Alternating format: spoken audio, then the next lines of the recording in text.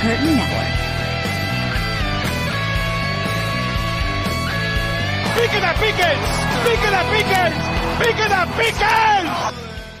Hey, Pittsburgh Steelers fans. Welcome back to another episode of the Steelers Preview. I'm Jeff Hartman, one of the three hosts here of the show. We're getting ready, geared up for week 3, Sunday Night Football, another flipping primetime game. It means we're going to be up late. Nonetheless, joining me as always, Dave Schofield. What's up, Dave? Well, Jeff, Bryan, I really hope that you all were ready to do quite the memorable show, because we have to do our part for Steelers Nation so they can remember the 21st night of September. Oh, yeah. I saw that on Twitter a bunch today. But yeah, I did not see that. That's great. Bryan Davis, welcome to the show. Love it. I love me some earth, love me some wind. And I tell you what, I'm cool with fire too when you put them all together. Especially when you put the word Canada after it. Yeah. Ugh, Wow. yeah. What, all I'm going to say is, if you ask me how I'm doing this week, all I can say is, wow, disarray after a win. Gosh, wow. Imagine if they lose that game. What we're doing right now. Let's not. That would not be good. Not be good for business. We would have lost the earth and the wind. Yeah.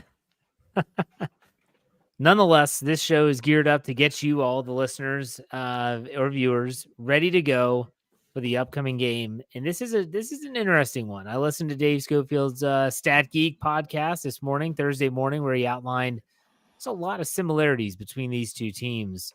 But before we get into any of that, I do want to bring up some news. It's what everyone's talking about. Tomorrow, Friday, at 7 a.m. on the FFSN NFL feed. You can find us anywhere we get your podcast just by searching FFSN NFL. Myself and Wesley Coleman did an opinion or fact on this. And it's how everyone's talking about whether Minkah Fitzpatrick's hit that ended Nick Chubb's season, hopefully it's just his season, was dirty or not. And so you can hear my thoughts on that tomorrow on that podcast, but I want to get your all's take on it. Dave, what do you think? Well, I'll agree with Brown's safety. Is it Grant Delpit, who, in my opinion, was the best defender on the field for the Browns on Monday night? He did not think it was a dirty hit. It was what defenders have to try to do now in order to stop the offense in the NFL. Can't hit them too high, and if you aim in the middle, you're probably going to get trucked. And Chubb had been trucking a lot of people. It was not that he was trying to take him out. He wasn't trying. I mean, we've seen people take out knees.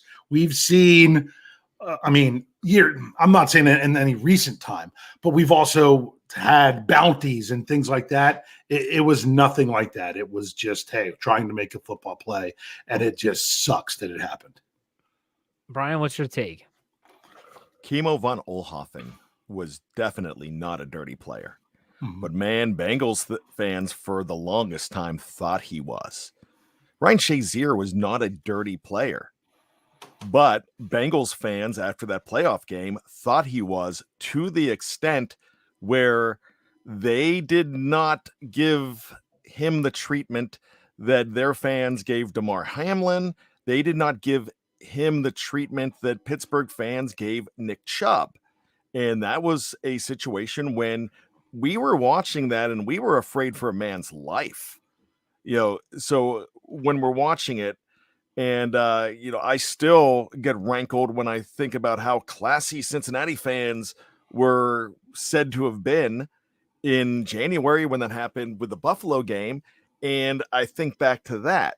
Pittsburgh fans, look, as soon as they heard it, they groaned. I'm sure your brother, Rich, Dave, can say, how devastating it was to see. And everybody was talking in that game how great Nick Chubb is. And I'm one of those guys. I've always been a Nick Chubb guy. I've never heard any of us say anything bad about Nick Chubb, except for too bad he's on the Browns. Yeah. But you know what? You don't really have time to think and you don't realize exactly where you're going when you're making that hit either. This is a football play and all of these guys do it. This is the unlucky hit that Nick Chubb took, and it's a shame that he took it. And we have seen Pittsburgh players take that kind of hit We have seen so many different things. It sucks when it happens. I'm old enough to remember Joe Theismann on Monday Night Football, and they showed that replay over and over and over again, and it was sickening. It really was. As a 15-year-old, 14-year-old watching that, I was like, oh, gosh. Yeah, that's the narrative right now, especially with Browns fans, and then you have some other media members coming out and saying that it's dirty. And then, look, memo to Ryan Clark. We don't need your help. Nobody needs your help if you're going to talk and say that, because what you initially said was fantastic when you said, hey, we're all players. Doesn't matter the color of the jersey. It doesn't matter anything. That's human beings. And then he said, no, it wasn't a dirty play. And I go, oh, yeah, no, I meant to hurt people from time to time. Don't say that kind of stuff. Look, those guys are warriors out there. Nobody has ever accused Minkah Fitzpatrick of being dirty until it happens high profile on Monday Night Football. And when it happens there, now, if that happened to a player that wasn't as highly regarded as the guy they were talking in a graphic about being in the Hall of Fame already, being Hall of Fame worthy already, it's not, he's not accused of being dirty here, but it's Nick Chubb. Minkah Fitzpatrick was in front of the media today, and he said, I had like a split-second decision on what I'm going to do. He said, anyone that's ever tried to tackle Nick Chubb high, it doesn't end well. So you have to go low if you want to try and keep this guy out of the end zone. Now, some people are saying that he was already tied up. I think it comes down to intent. I don't think that Minkah Fitzpatrick was intending to somehow knock Nick Chubb, even if it was just out of the game, not to end his season. Let me bring up another player, and I want to think about intent, like I just said. I'll say one player's name. You tell me dirty or not. Hines Ward. Dave. That was a lot more difficult than talking about this one. Keith Rivers. Yeah. The intent there was to decapitate him. That was the intent. Yeah. So what do you think, Dave? Hines, intent? Well, here, the thing with Hines is, how often do you have to make a quote unquote dirty move to be a dirty player? I'm sorry, when you talk about somebody like Avontes Burfict, he was playing dirty probably more than 50% of the time, But Hines Ward, I don't know if it was that much. I would say people that made the argument for it, I'm not going to say that I could disprove the argument, but I'm not ready to go there myself. That's one of those I'd rather just not touch. Bryan, what do you think? Hines Ward? Absolutely not. Now, before I continue, is this exercise going to continue? Are we talking about other Pittsburgh Steelers No, because players? Vontae's perfect. You can. I think we all know the answer to that. You could even go back to Jack Tatum, and I think we would all know the answer to that one as well. Now, to be objective, though, Debo was more dirty than what Hines Ward was. Yeah, and I'll even go as far to say, oh my gosh, this is going to be sacrilege. How about Peasy? He was dirtier. This is real sacrilege hold on, when I say this. So with James Harrison, you're talking like the Massaquoi hit, the Colt McCoy hit, right? Those were like intent. What else? When I say intent on his end, I think it was to knock him out of the game. I'm not thinking to hurt him, but they're right, yeah. So yeah, and that could be construed as, and I said dirty-er. I'm not saying dirty. And this is where my sacrilege comes in. Remember I did all those retro shows and all that stuff. Joe Green, man, he was trying to knock you out of the game, and he had some crotch shots, some punches to the crotch, some dirty stuff there too. But he's a Steeler legend. I love him, but call it like it is. Yeah, Joe Green was dirty too. A lot of these players have got to play to keep guys out of the end zone. They've got to play to make stops. If they knock players out, yeah, sometimes it happens. Am I saying that Am I saying that it's intent to maim? No, absolutely not. But if you're defining dirty with Minkah Fitzpatrick, he doesn't have a caseload against him. Hines Ward was a guy that was playing aggressive. Debo was playing aggressive, but he was fine with knocking you out. I think it comes down some of the times. There's a key moment, I think, in NFL history when it comes to these things, and it's probably not what you think. It's Bountygate. It's how things were treated before Bountygate and after Bountygate, and the whole idea of that. Those kind of things were actually what players were trying to do then, and it's really not the same anymore, I think. Yeah, and the thing is, the Saints got busted for Bountygate. The Ravens did it with the Steelers. Oh yeah, they had a bounty on Hines. It was open. It was open. They were just bragged. Absolutely, and they didn't get touched. Yeah. Look, aggressive is a good term. I think we're speaking the same language. If Hines Ward got a shot, if he got an opportunity to take his shot, he was taking his shot. So when he cracked back and broke Keith Rivers' jaw, he saw an opportunity. On Monday Night Football, when Ed Reed wasn't looking and he blindsided him and then started calling for the trainers immediately, he saw his shot and he took it. The game was different then. I think we can all admit that. But at the same time, there's people, oh my gosh, Baltimore Ravens fans still say Hines Ward is the dirtiest player to ever wear an NFL jersey. It's not that. Oh, they hate him. They hate him. There's a Baltimore Sun poll like a couple years ago, 10 years after he retired. They still hate Hines more than anybody. Oh, yeah, absolutely. The question, though, is, let me ask you this real quick. Sure. If he wore purple, how much do we hate Hines Ward? Oh, we would hate him. It's just like Vontaze and we call him dirty. Bengals fans stuck up for Vontaze Burfict all those years when he was just cheap shot after low hit, high. It's just disgusting. I think Vontaze Burfict was one of the dirtiest players I've ever seen in my life. I didn't see Joe Green kicking people in the crotch, but I know he did. So, okay, let's move on. Let's talk about this upcoming game. Let's talk about the injury report first. Dave, you have what's going on Thursday between the Raiders and the Steelers? Yes, I do. The Steelers, they ended up with 8 players on their injury report on Wednesday, and it was the same 8 today. So the good news is there was nobody new added. Hopefully there won't be anyone new added tomorrow.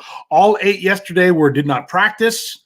6 of those 8 returned today in some capacity. The 2 who did not practice were Gunnar O with the concussion. 2 days of not practicing, he's out. He's done. I mean, if you can't practice for 2 days, even in a limited fashion, you're not coming back from. You might have been done anyways. Yeah, I think so. I mean, this makes it easier to have him inactive, and you don't have to make a decision. But I mean, seriously, you want him to be healthy. You don't want someone to have to deal with that. Yeah. But the other one was Larry Ogunjobi, who didn't practice again. But Larry Ogunjobi's been on the injury report every day, and he did all right last Monday night. So we'll see how that goes with tomorrow. Other than that, the players who were limited was Minkah was back and limited. Marcus Golden, who was like, oh no, why is he not practicing? He was limited. Isaac Seumalo, this one's interesting. Not injury related, but they listed him as limited. And then Darnell Washington was limited. And then the ones who came back full were DeMonte KZ and Patrick Peterson. Bryan, what are your thoughts on the injury report? When I see number 99, Larry Ogunjobi, on an injury report, I don't even consider that.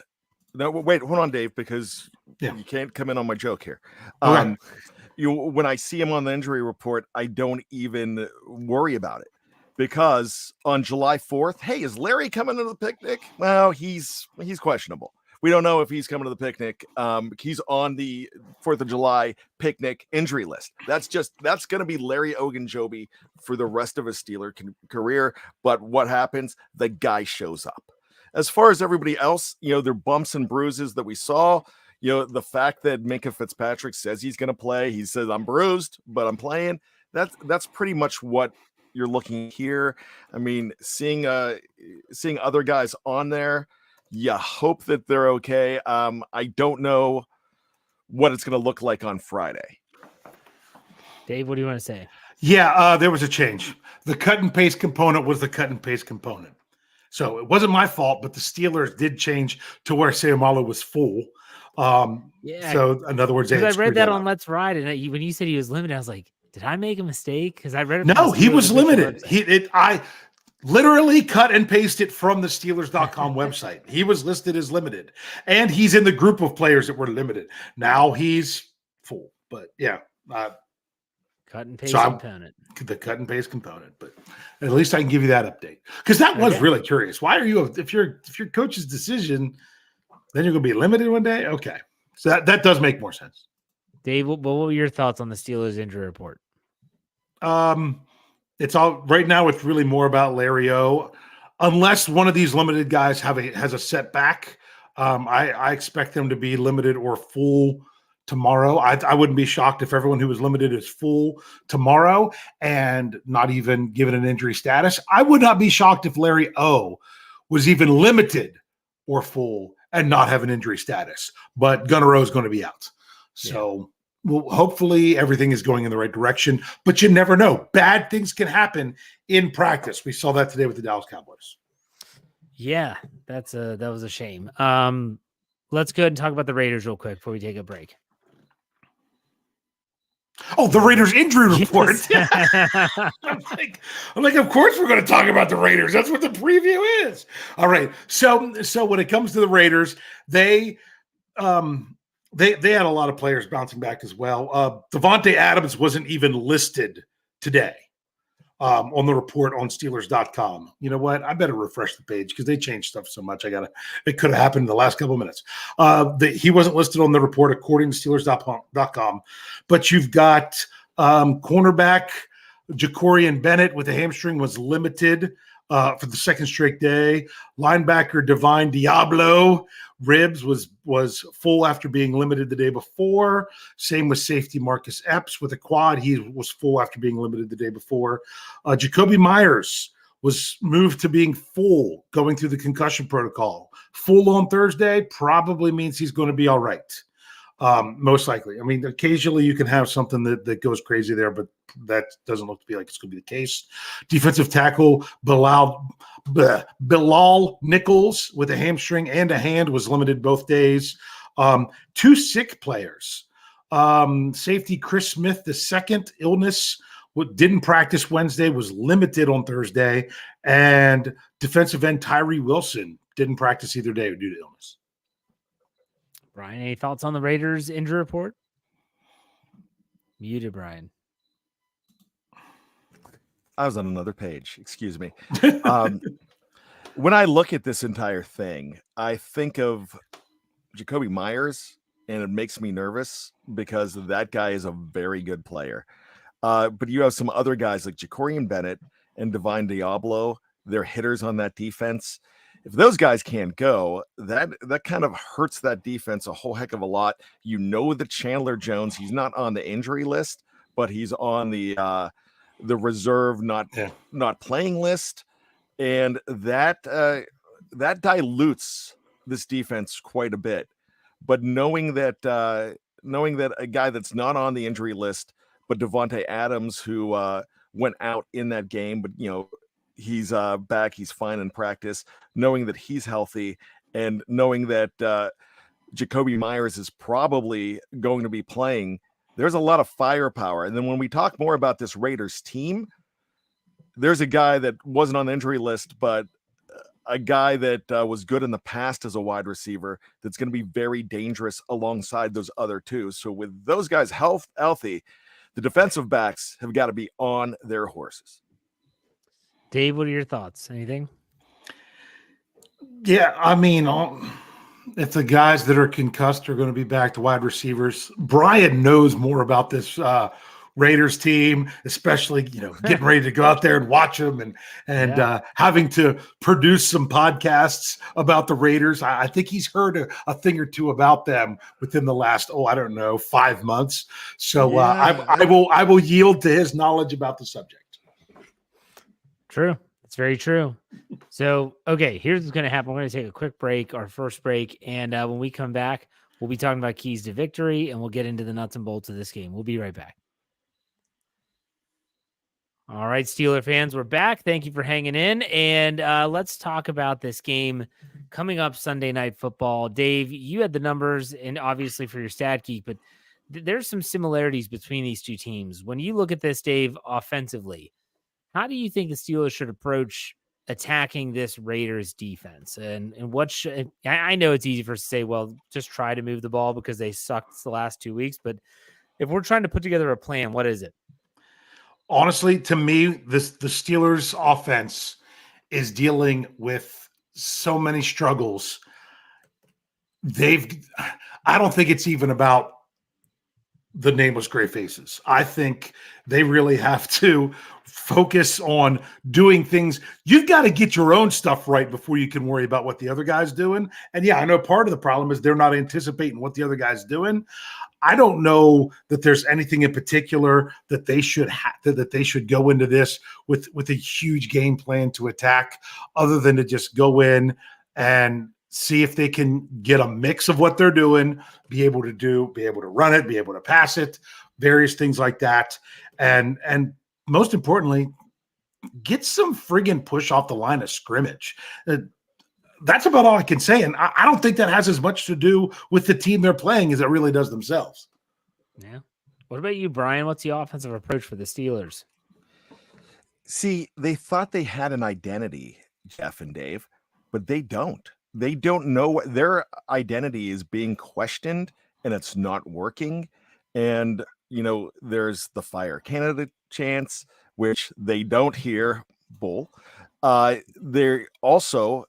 the, Kenny Pickett is being doubted now, and tell me he's hearing that. So now you're starting to grip. So now you've got to get back to what do we need to do when Dave says, get some push up front. You definitely need to get that running game going to set up that passing game. You have got to go downfield, find an opportunity to go downfield a little bit more. They did it more in week 2, not a whole lot more, but a whole heck of a lot more than week 1. So if you can go ahead and do that and spread the ball around, you have a guy named Pat Freiermuth. Use him. You have Connor Hayward. Connor Hayward is going to be nobody's guy on the screen in all 22 saying, oh yeah, we've got to make sure we got to be on him. And guess what? He's going to fool you. He's going to make you pay if you go towards him. Mix things up. Deontay Johnson being out hurts, but no, you have Calvin Austin III. You know he knows how to catch the football. You have George Pickens, who is the most dynamic player on this team, and we've seen it, and I'm saving more about George Pickens for my final thoughts. And you have guys like Freiermuth and Hayward, and you have continue throwing the ball as an outlet to Jaylen Warren. You have so many weapons. Use them and use them smart. Stop being predictable, but try to set up that running game. If you get some push up front, but maybe start with the running game. Maybe start with it, but don't start too much. Just be smart. Mix it up. Again, don't go formula. In fact, scripted plays right now for the Pittsburgh Steelers are more dangerous. I would rather them think it on the fly and get a feel from the first couple plays to see what kind of look they're getting, because sticking with a script doesn't work for them right now with Matt Canada, because he is not innovative enough. He is very myopic. He can only think of one thing. And when you can't think outside the box and you can't adjust on the fly, you are really screwed in the National Football League in 2023. Dave, what were you going to say? Yeah, I didn't have the numbers right in front of me that I talked about on Stat Geek, but once I brought them back up, the one thing where I said about really being able to get some push, this is a team that they're going up against a defense that is averaging. It's only 2 games. Remember that, only 2 games, but they're giving up 138.5 yards per game on the ground. 4.9 yards per carry average is what the Raiders are surrendering. So this is not the same front and the same stout run defense that the Steelers have seen through 2 weeks. So it's a good opportunity. But when Bryan said about forget the scripted plays, this is what I would like.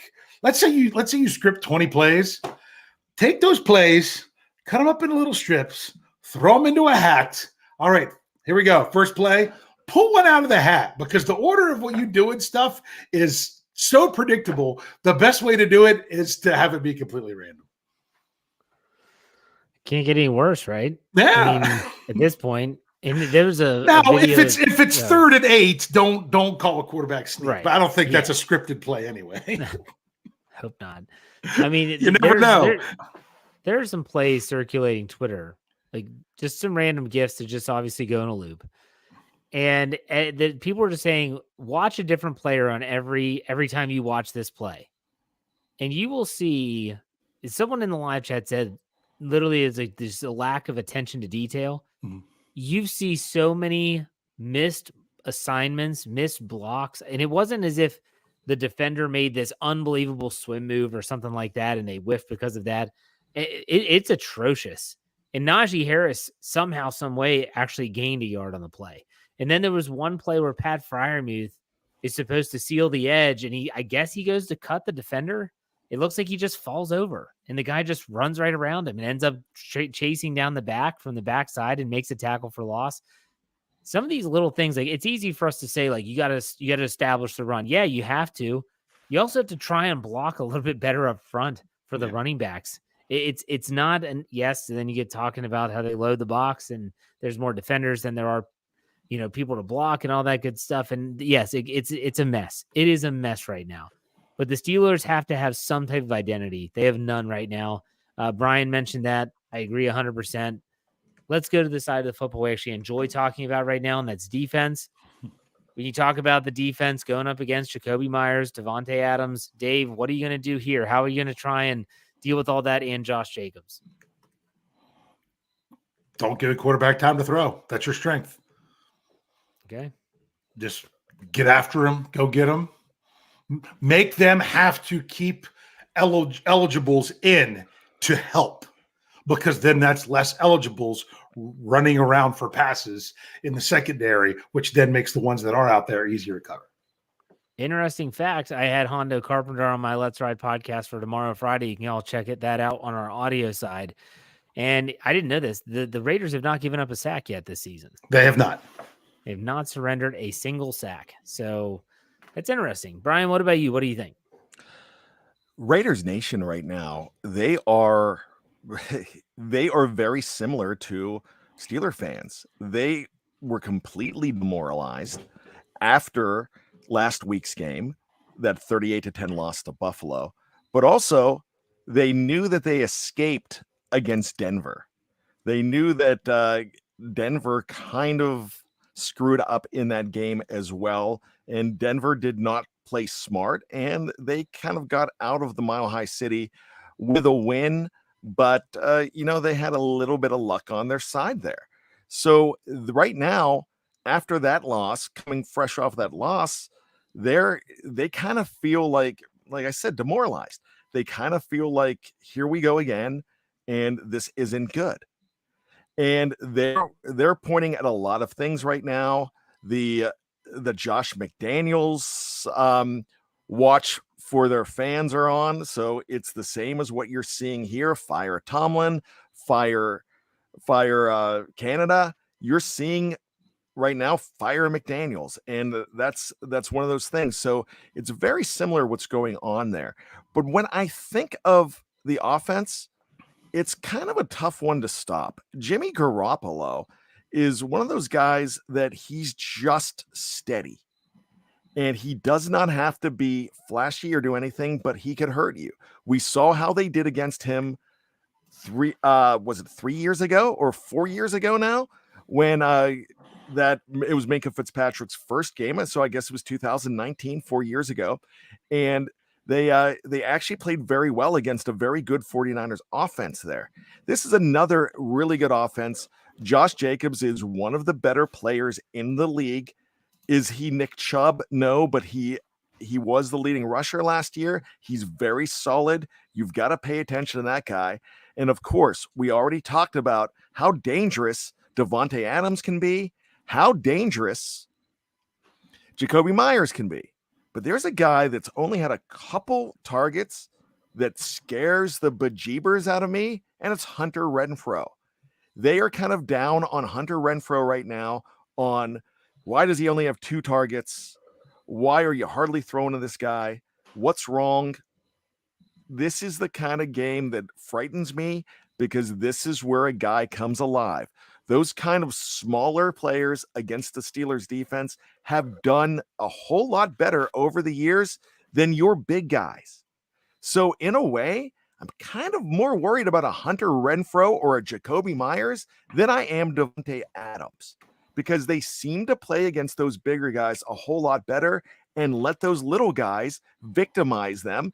And Knight Rider 16 says Jacoby Myers catches everything. Yes, he does. Hunter Renfrow is pretty reliable as well, but they don't have Darren Waller. And they do have a prize rookie tight end, but those receivers, if you can go ahead and solve them, you're going to be a whole lot better to slow them down. And you've also got to be able to bottle up Josh Jacobs. And I don't know how easy that absolutely is. I'm still having flashbacks to 2021. It was week 2 in Pittsburgh. I don't know if Dave, were you at that game or not, but that Raiders game, I believe it was 2 years ago, where they had a lot of trouble with this offense, and it was Josh Jacobs that gave them a lot of fits. Now, the only Raiders, I've been to a Raiders game in Pittsburgh, but it was much earlier than that. That was the it was finished off by Landry Jones. And it was the long run where they were up a bunch, and then the Raiders came back and they had 38-35, I think. They had the long play down to kick the field goal at the end. The catch and run. Yep, that's the only one I've been at. But no, I wasn't at the other one. all good stuff. Do you all buy into the last question here before we get to predictions and over-under and stuff? Do you all buy into the Raiders West Coast thing now that they're in Vegas? I know Dave talked about this on Stat We'll talk about that a little bit later. Uses your trivia? No, not exactly, but no. But I mean, not exactly. Somewhat, but yeah. Not about the Steelers though. They've never been to Vegas. They've never been to Vegas. Right. So I'm not counting that against I guess my question is, do you think the West Coast issues were more with Ben or something else? Well, that's what I'm hoping too. That's why I brought up this is a different team and this is a different location. So it's really hard to say that, it's going to definitely be bad or good or whatever. I'm hoping, hey, they should look at this one as, yes, they're going west, but it's a clean slate because they didn't go west at all last year, did they? No, because their furthest trip was Miami. So that this is the first time without Ben Roethlisberger being in the picture. I mean, obviously they played in San Francisco the first game without Ben. That's like you said, that's the only time Jimmy G's faced the Steelers. Someone asked that in the live chat. That's the only game. So I'm not sold on that should be a huge factor because I don't want it to start a trend. I have a feel it's the perfect opportunity for that to not be an issue. Bryan, what about you? I consider Vegas a lot in the manner that I consider Denver. That is your far Midwest. I also consider it a lot like Arizona as well, because I don't consider Arizona a West Coast team as much as I would, when they played in San Diego. Now the two Los Angeles teams, even Seattle and San Francisco. So playing out there, but it's out West. It's a different time zone. So yeah, you know what? I kind of group that all into it. It's not as far west, but it's still west enough. Yeah. Interesting stuff. Well, obviously, I guess we'll talk about this a little bit more later. No. Just another factor in there. Yeah, it's okay. All right. And so again, we're going to take another quick break. And when we come back, we're going to talk over under. We're going to give our predictions, and then we'll dive into trivia. We'll be right back. All right, Steeler fans, it's time for my favorite part of the show. It's time for Over Under, where we play a little game every week, see who can try and project how the Steelers do individually and as a team. Dave, do you have the updated standings there? Now, did you want them overall, or did you just want last week's? Well, we I can do went both, overall. can't we? Yeah. Oh, okay. Well, now, so I just got to add them up. Brian, how many did you have going into last week? You had probably had 2. one. No, you had really? 2 the week before, and Wow. Brian has a total of 2.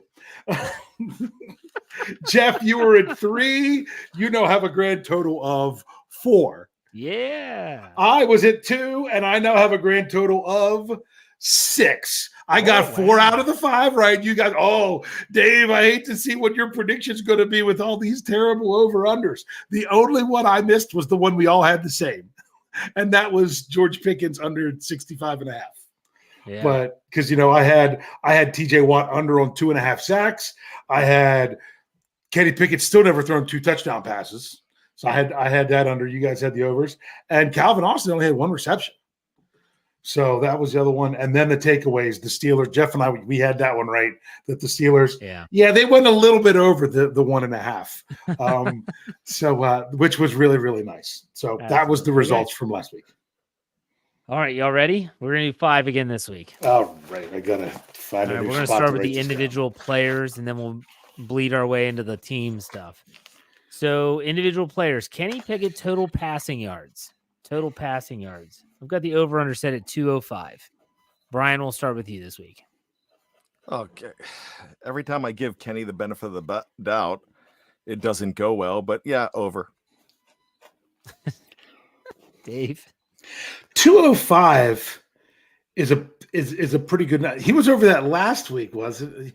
I had a bet where I had Kenny with the over and Deshaun Watson with the under and everything. Now, these are Kenny Pickett passers. This isn't net, right? So we're not taking off sacks. Not taking off sacks. Correct. For that reason, I'm going to go over. I think he can go over 205. All right, we're all 3 taking the over there at 205. Let's go to Calvin Austin, the third receptions. So receptions. And I'm keeping this actually the same line, I believe. Yeah. We're going 4.5 again. We're going 4.5 receptions. Calvin Austin the third. Brian, what do you got? I'm going to go under this time. Okay. Dave? Yeah. Now Brian and I are being all agreeing and everything. I think he could get 4. I don't know. I could see him getting a lot of yards, but on not many catches because he could maybe break something, but I don't know that they're just going to constantly feed him the ball. So I'm going to say give me the over. I think he's going to be targeted more than we think. Okay, let's go with Pittsburgh Steelers sacks. The sacks of a Raiders quarterback, not those that are surrendered. And we're saying 2.5. I have to keep it low based on the fact that the Raiders haven't even surrendered a sack yet this season. Brian, what do you think? Over. I don't care. I don't care about that fact. It's, you know what? The every single team that played the San Francisco 49ers the week before lost the next week. Well, that didn't happen. So, they're going to give up sacks. You've got TJ Watt. You've got Alex Highsmith. You're going to get sacked. Boom. All right. Dave? Brian, here's what's interesting. I write down my response before you give your answer. I also had over, so you and I are agreeing twice. I think they can get 3. If they don't, I think they're in trouble. I think it's a big key to their success. I'm taking the over, and I'm going to call it right now that Mr. Herbig gets his first NFL sack. He would have had it last week, but a face mask got in the way. Yeah. So, okay, let's go to the next one. Pittsburgh Steelers turnovers. They have yet to have a clean slate game where they haven't turned the ball over. I've got the line at 1.5. Brian, what do you think?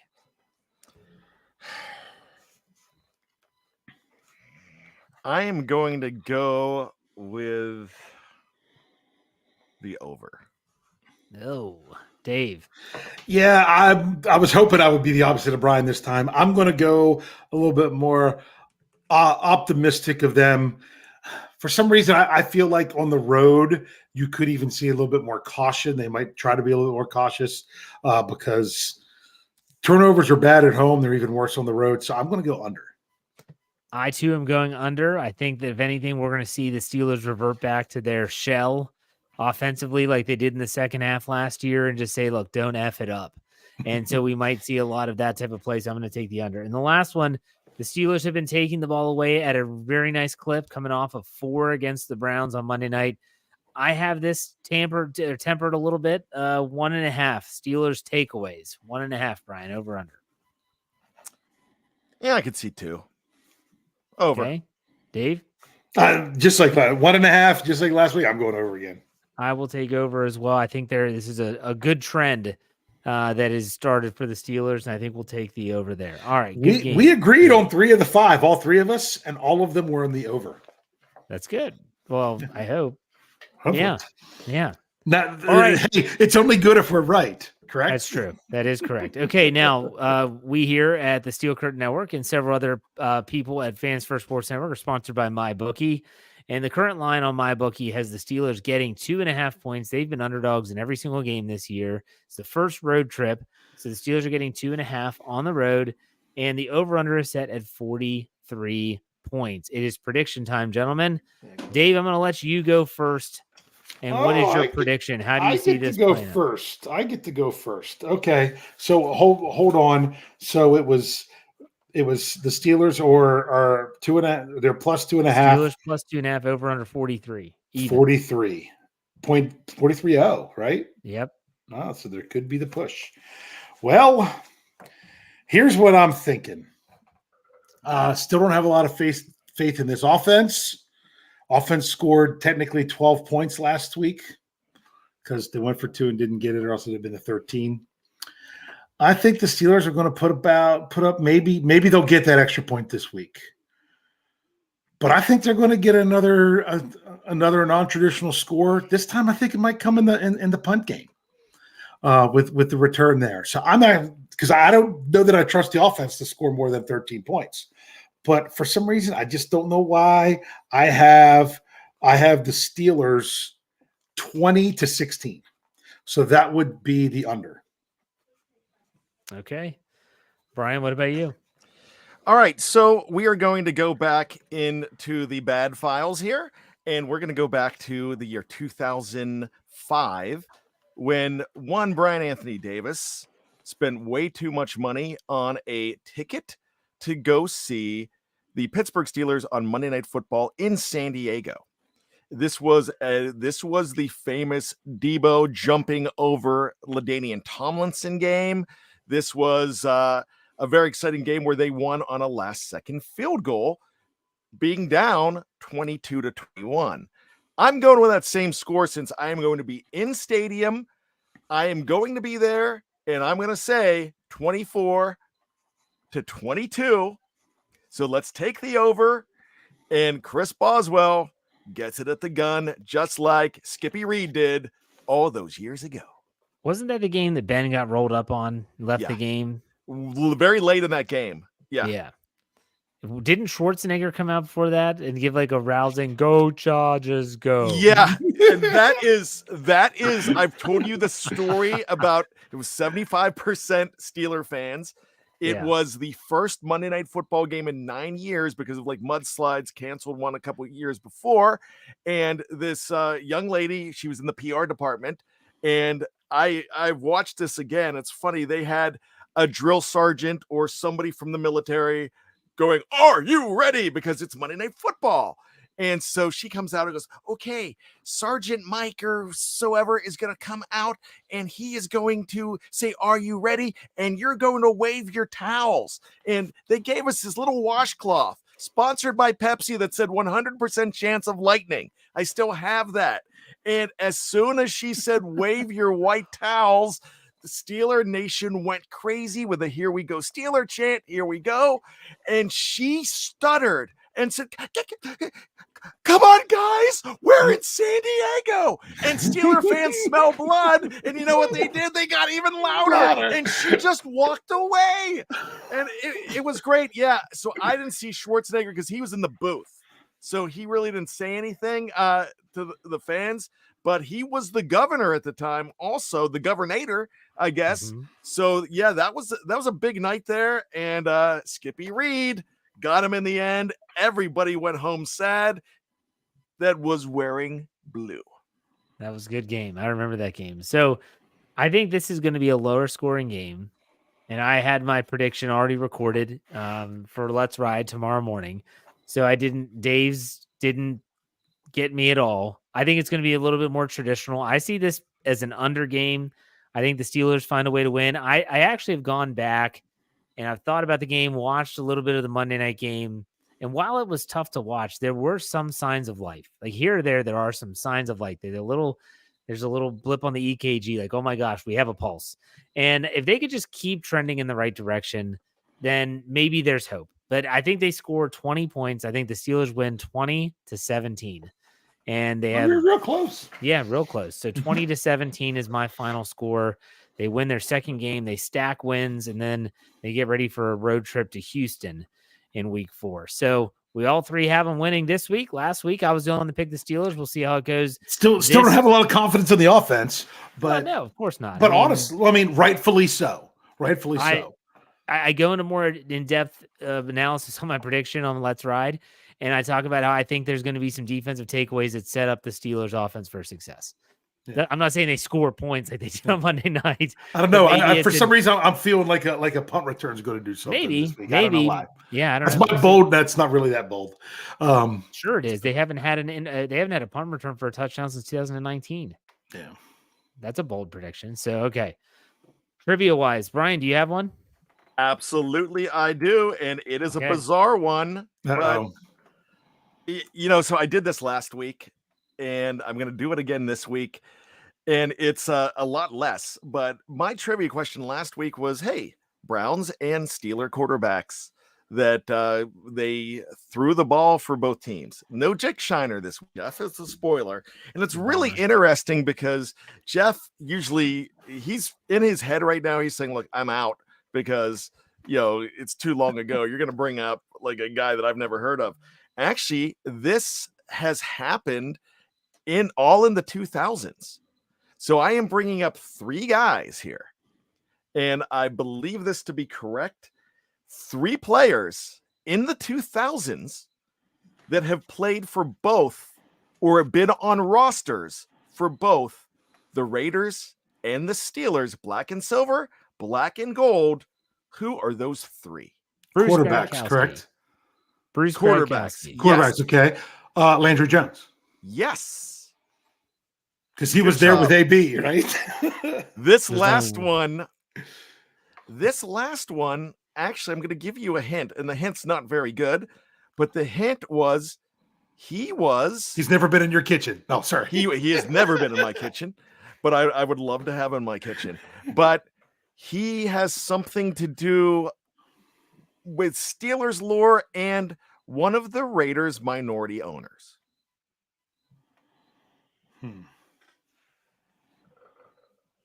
This is another Brian Hoyer. No, it's not Brian. Was Brian Hoyer ever on the? I don't know. Not that I know of. He's on every single team. Can I ask a question? Yes. Did this quarterback start for either team? I don't know if he ever had a start for either team. Okay, but he was a backup. And remember, think about one of the Raiders' minority owners.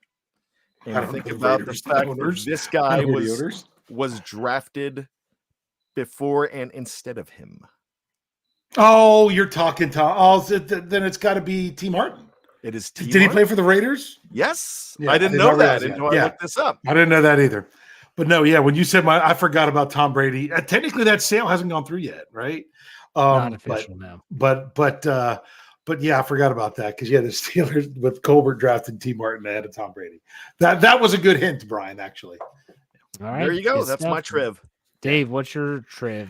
Okay, so we talked a little bit about the Steelers and their struggles going out west and everything, but we have to remember they've never played in Vegas. So I actually have a couple little things. It's kind of trivia. It's almost as much little fun facts, little nuggets that just didn't get discovered in time for Stat Geek. But the Las Vegas Raiders became the Las Vegas Raiders playing their games there in 2020. They have in all 25 games played in Las Vegas.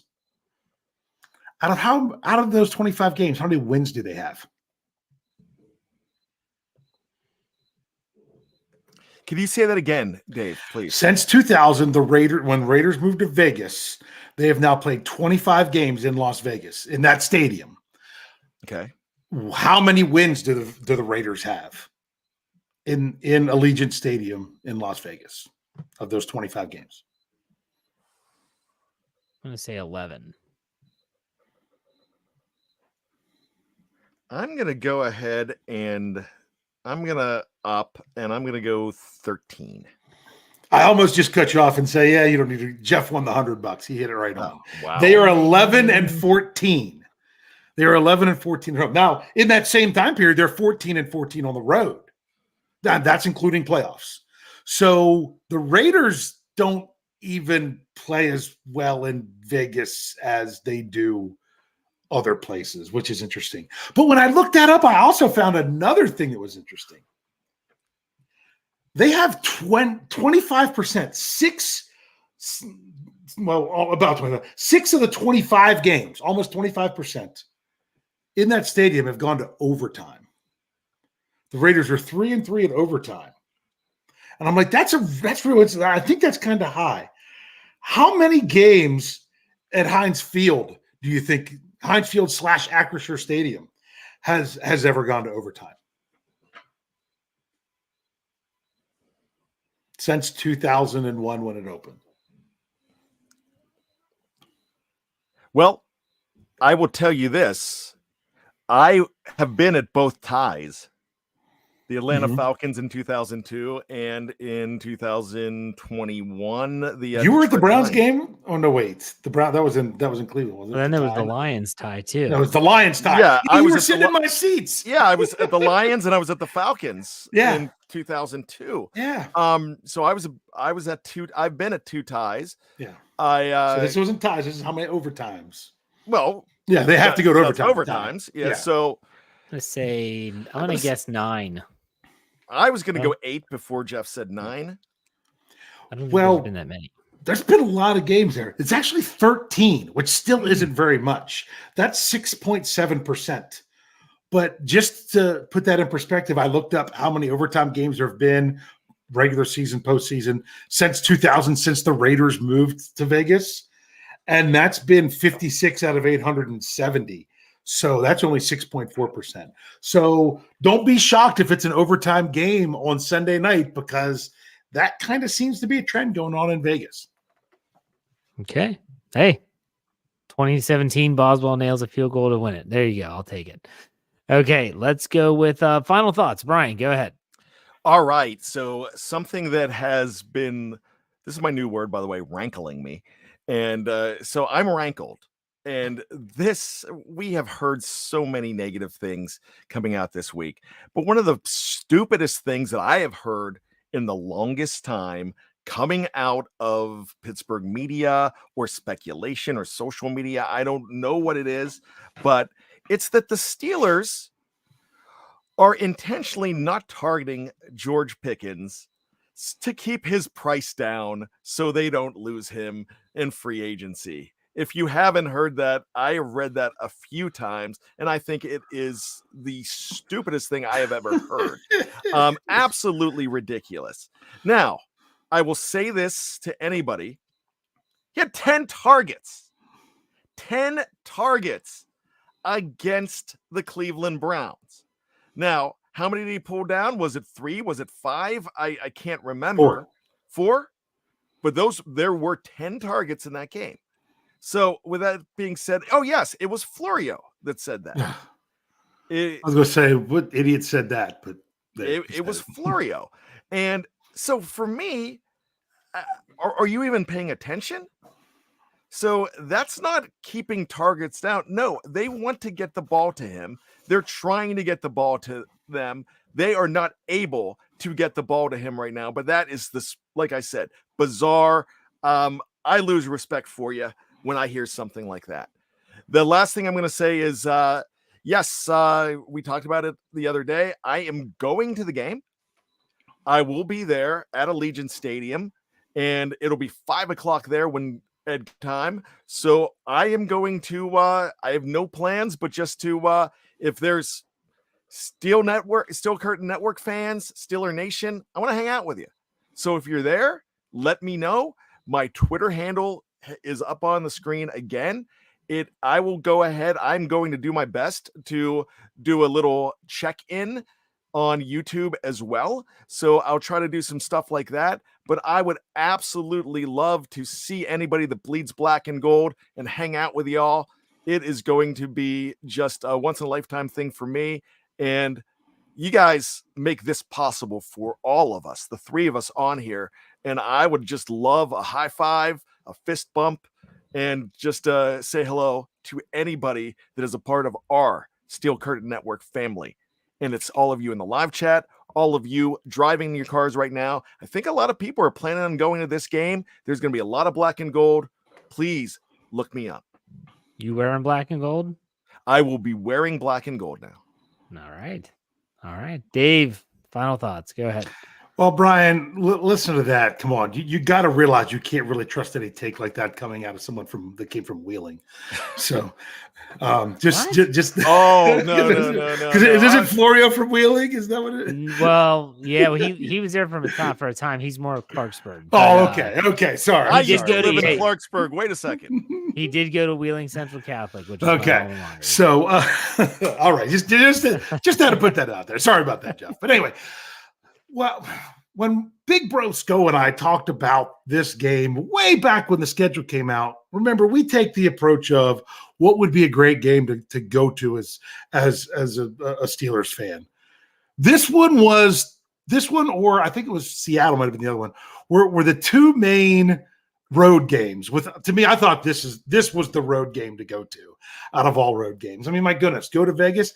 Before they moved to Vegas, I had an idea of the NFL expanding to 17 games, not having a different number of home and away games, and having every team play a game on a neutral site. And I said Las Vegas would be a great place to play a different NFL game every weekend because people will go there to watch it.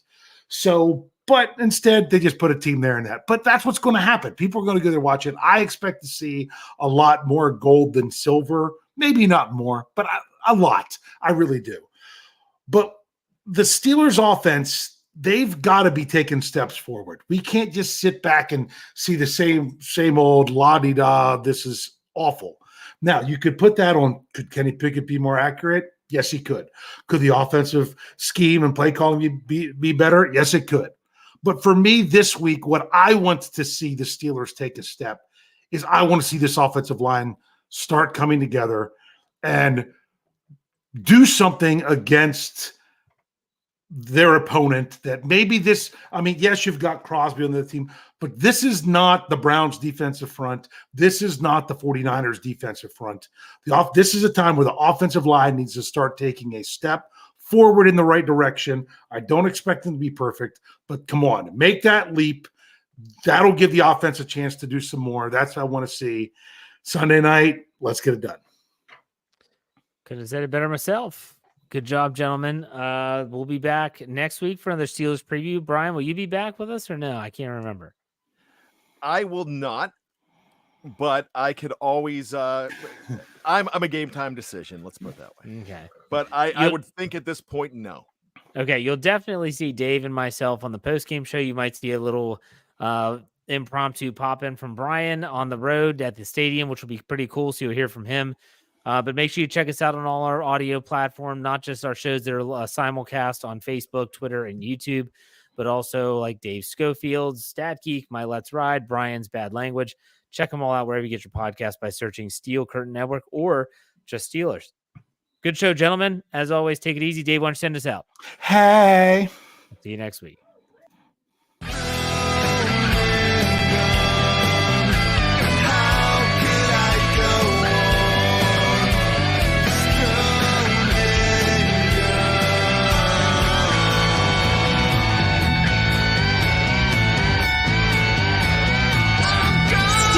Curtain Network. Get it. Everybody else gets a little tight.